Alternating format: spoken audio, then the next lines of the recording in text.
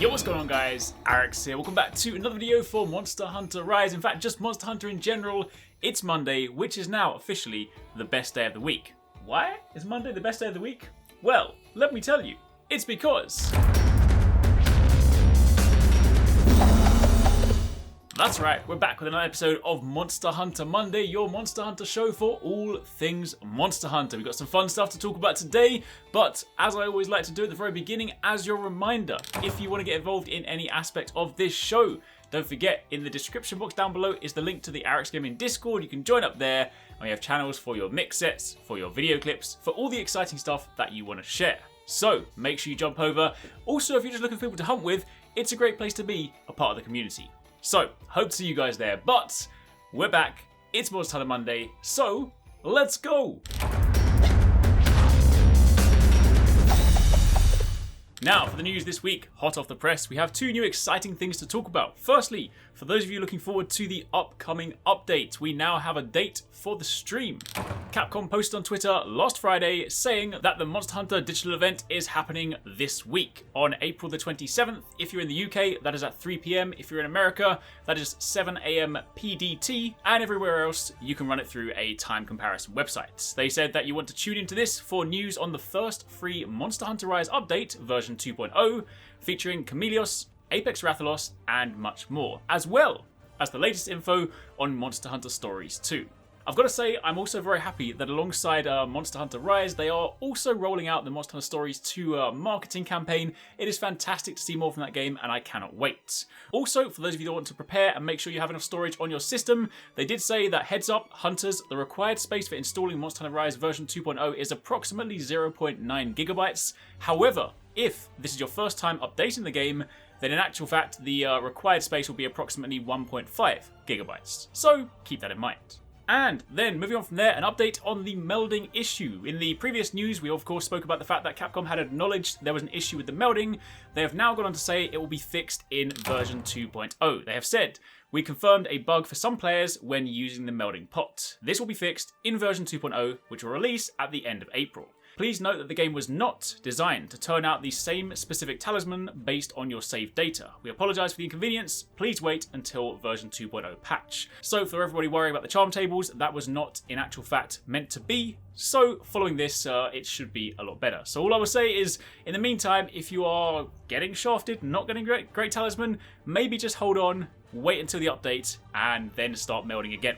Either way, safe to say, we should be playing the update, hopefully at some point this week. I mean, if it's supposed to be dropping by the end of April, that is this week. If we look historically, Capcom have often done digital events, and then soon after the event they say, hey, the update is live, or it's live tomorrow. And if you look back at Monster Hunter World, updates typically used to drop on a Thursday or a Friday, so it's fair to say we may well be playing this on Friday.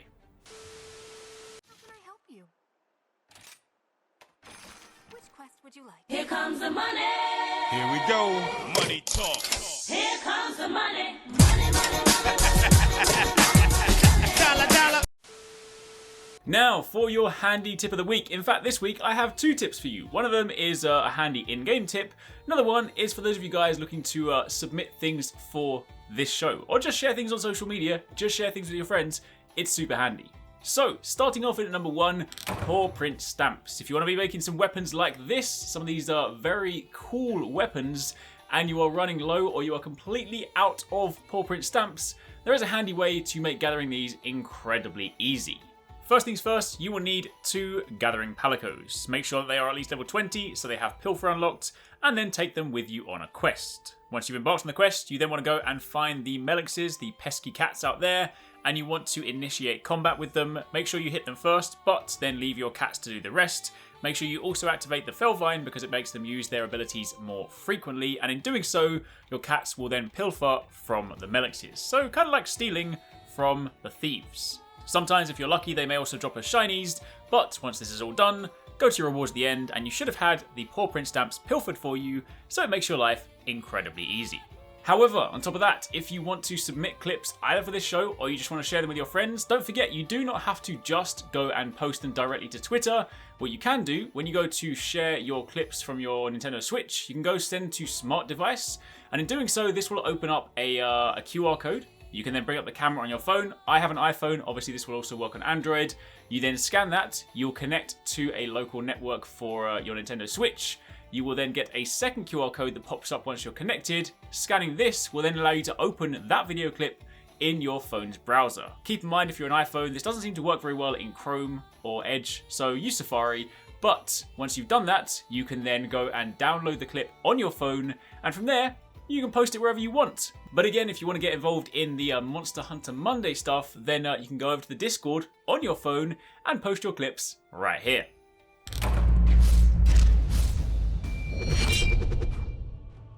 Now we are once again back in my favourite stall. Every time you walk through Kimura Village and you see this, you will now know this place is called the Clip Kitchen. And we are back because it is of course time for some more spicy, epic, crazy, funny, ridiculous clips from you guys this week.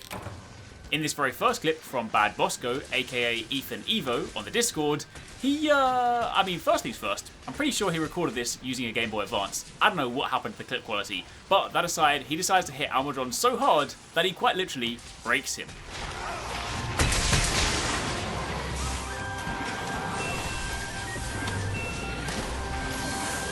This next clip from Kay, clearly trying to prove that greatsword users do not indeed miss every single one of their hits. Instead, you have a perfect calculation.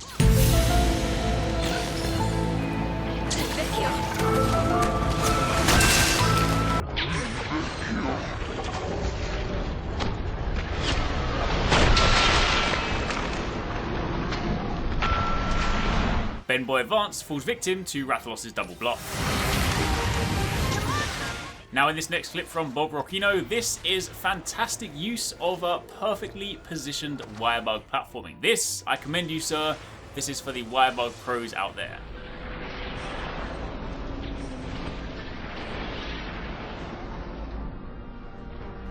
In this clip from Saipu, we have a rather shocking finish.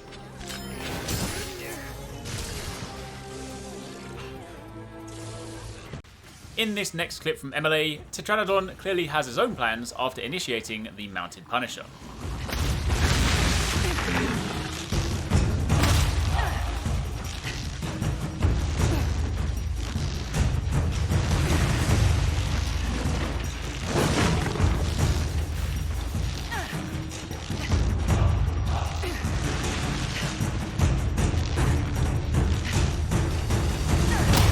Then, in this clip from My Cool History, what do you get when you combine an impact crater and a spitting wyvern shot?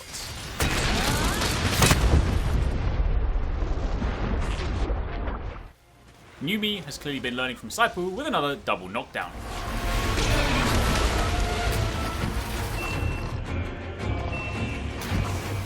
Then in this next clip from Jimmy, we have a fantastic use of the Axe Hopper, putting Bishaten in his place.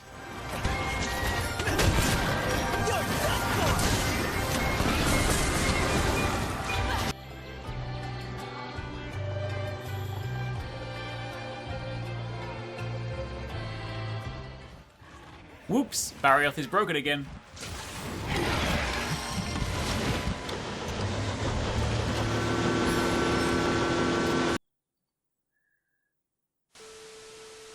When not hunting monsters, the VJ Ong doubles up as a police officer.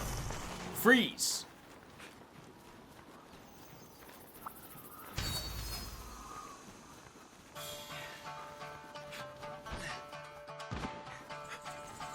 Next up, third's me, showing the full potential of the 269 longsword tech.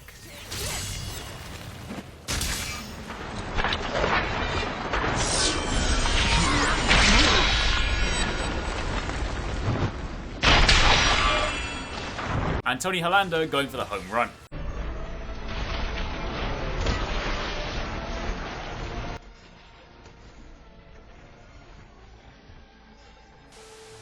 And then before we move on to the final clip, I will give you guys a big spoiler warning because this one is from one of the final bosses. You've had plenty of time now to have defeated the boss, but in the event you haven't got there yet, then I highly recommend using the timestamps down below to skip beyond this clip. Because if you don't want to see it, then this has been your warning. But with that being said, in this final clip, sliding into Noah's DMs like...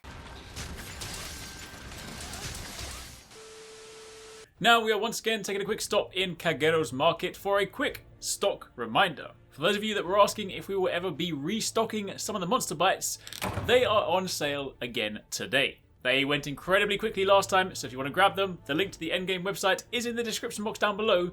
If you would like a trusty little companion to protect your cables and help charge your devices, or just collect them for your collection, then the Monster Bites are limited edition products that we produced in collaboration with Capcom, officially licensed. So check them out, grab them while stocks last.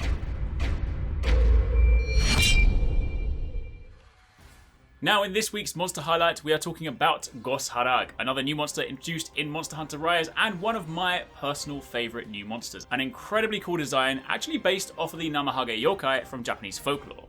The Namahage are actually demon-like beings portrayed by men wearing hefty Oni masks and traditional straw capes, typically called mino, during New Year rituals in local northern Japanese folklore. They are armed with deba knives, and they typically march in pairs or threes, going door to door, believe it or not, making rounds to people's homes, admonishing children who may be guilty of being lazy or having bad behaviour. So really, Gosharag is not a bad guy, he's just there to make sure your kids are not slipping up.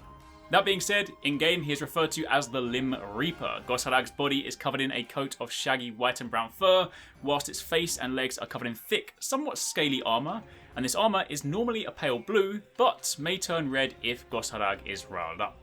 He's also capable of inhaling cold air from its surroundings in order to freeze its own bodily fluids. It'll then spit out this freezing liquid onto its arms to create blades of ice, which it wields to deadly effect in battle.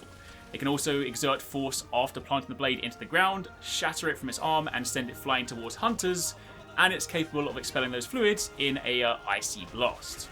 So, fair to say that if the Limb Reaper catches you slipping, you're going to be in grave danger in the Frost Islands.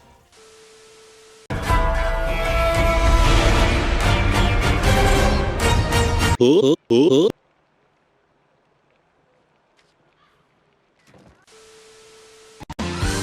that? Monster!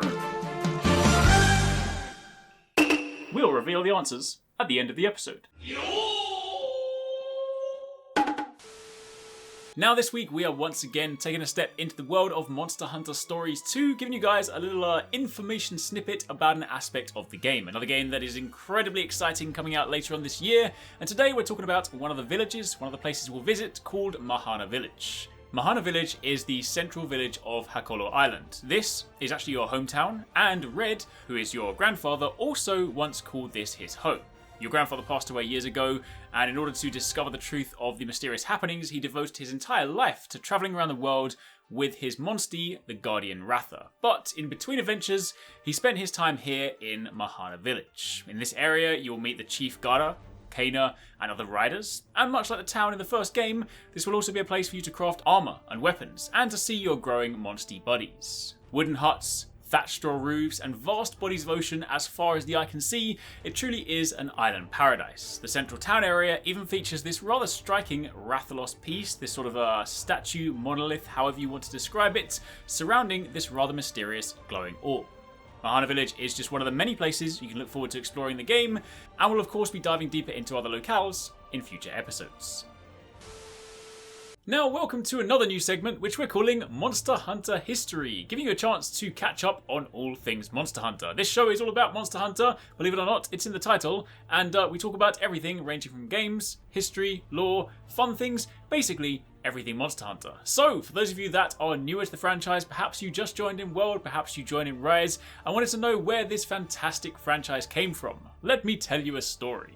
The first Monster Hunter game was actually one of 3 titles Capcom had developed to actually take advantage of the processing power and the online capabilities of the PlayStation 2 back in the day, which, according to Ryozo Tsujimoto, who is of course the series producer since Monster Hunter Freedom 2nd, had actually begun to match arcade games in capabilities. The other 2 titles they were working on were Auto Modelista and Resident Evil Outbreak. Tsujimoto has considered Monster Hunter to be the culmination of the work of these other 2 titles once it was released, because he also felt that the game was intended for cooperative play, so that players of any skill working with others could feel accomplished in taking down giant creatures, which, let's be honest, is the heart and soul of Monster Hunter, and it is why the community is so fantastic, because we all have a common goal, which is taking down big ass monsters. However, following this, Monster Hunter proved to be a success. It sold over 1 million copies, principally in Japan, and enhanced versions of the early games, adding in more difficult monsters and endgame quests, were then released with the G affixed to the end of the title. So in Japan, I'm sure many of you guys have heard of the the titles with G at the end.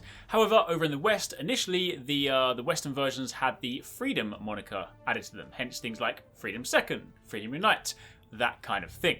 Following this, the series of course took off explosively in Japan with Monster Hunter G or Freedom on PSP. Of course, portable gaming is huge in Japan, so it's no wonder that it took off incredibly quickly. It was one of those things where it was a game you could see absolutely everywhere, people playing it on trains, on benches, in restaurants, anywhere you could see a PSP, chances are someone was playing Monster Hunter. That was of course amplified even further in Monster Hunter G and Freedom 2, which was released to support 4 players via of course the the game's ad hoc networking. So now you had a game where people could play cooperatively anywhere they liked, so it's no wonder it blew up massively. Of course, there is much more to the history of Monster Hunter, but for those of you wondering how it all began, that is the beginning. We'll touch on more Monster Hunter history in future episodes. And there we have it. That wraps up another episode of Monster Hunter Monday. I sincerely hope you guys have enjoyed it. It is always a blast getting to speak to you guys about all things Monster Hunter. But before we go any further, did you guess? Who's that? Monster! If you guessed Khezu, you're wrong. The answer is Almudron. Again, if you failed to guess this, I will completely understand. Only seasoned, veteran hunters would have been able to discern such a difficult challenge. But fear not, tune in next episode and you can try again. Speaking of next episode, just to let you guys know, there will not be a Monster Hunter Monday next Monday. The brand new update is set to drop this week. We're going to be incredibly busy, so we will return on a future Monday. Rest assured, Monster Hunter Monday is coming back. It just might not be every single week, depending on how busy things get. Either way, do stay tuned because we'll be back before you know it with all things Monster Hunter for your Monster Hunter show. Hope you guys have enjoyed it. Keep it locked. Happy hunting. May the RNG gods be with you. And watch out for Chameleos. If you want to catch more from us at Arekkz Gaming, don't forget you can catch the guys 269, Paradise Central and Investmore streaming over on Twitch weekdays, playing a variety of games. If you guys want to jump in, tune in, watch and even join in, then make sure you check them out. The links to those are in the description box down below. And of course you can join the Discord to get involved in all of the discussions.